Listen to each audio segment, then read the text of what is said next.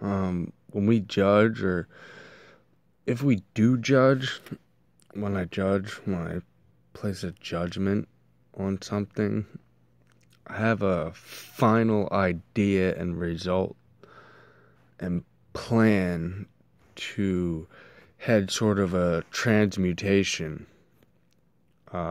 through, so if I don't know what I'm talking about and I can't help something, I don't just randomly say, oh, that's stupid. I make sure I can back up what I'm saying. So there is times, life is a dance. There's times when we're going to be judgmental. We're not going to be perfectly free from all this bias, blindness, and all those ideas of perfection, which people are stripping themselves down and erasing themselves for. Basically erasing everything, their inhibitions, intuitions, all out of this paranoia over bias, cognitive blindness, all this hoopla out there in academia. So before I place a judgment on something, or before I judge, then I make sure that I know what I'm getting involved in. I make sure that I'm not just passing a judgment and running off like, hee hee ha ha, I'm better, and acting like I know. I really have an idea behind it. There's really a plan behind the whole judgment.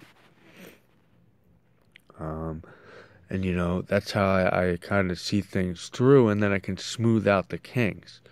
Or I can go through the motions to get the experience, to then get more understanding. There maybe wasn't something I was understanding before. Now, off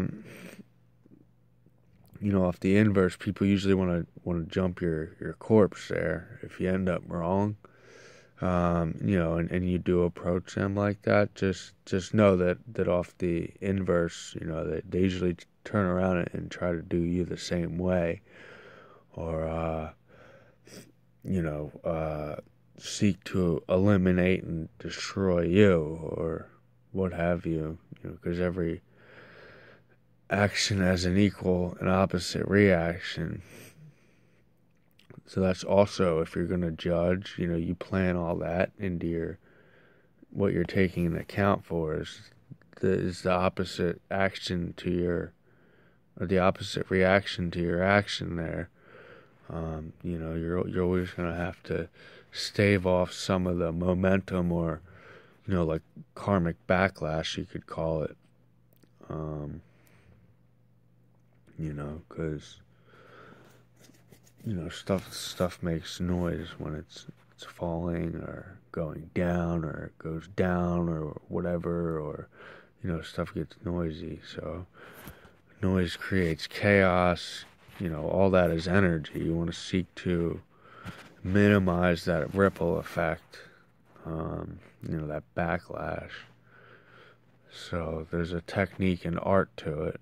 It's not just like jump in there and slaughter and all that,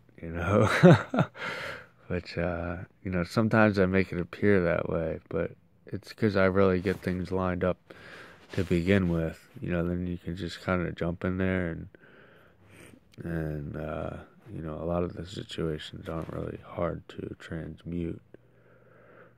Or, if somebody's stifled in their judgment and knowledge, it's not hard to reopen their mind, to reignite their creative spark, to get their mind to expand more.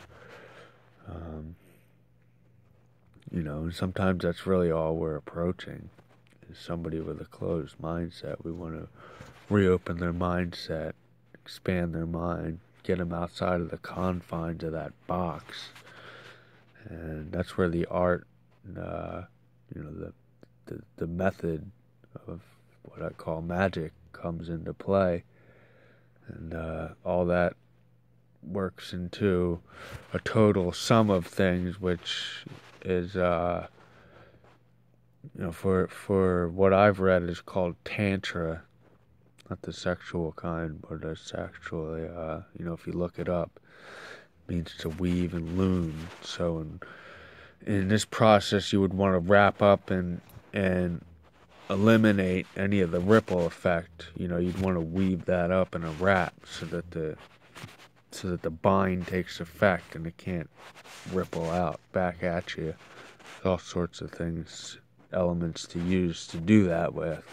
A lot of the times, common sense is the best one to pin somebody down with. They'll never fight common sense. It's too logical.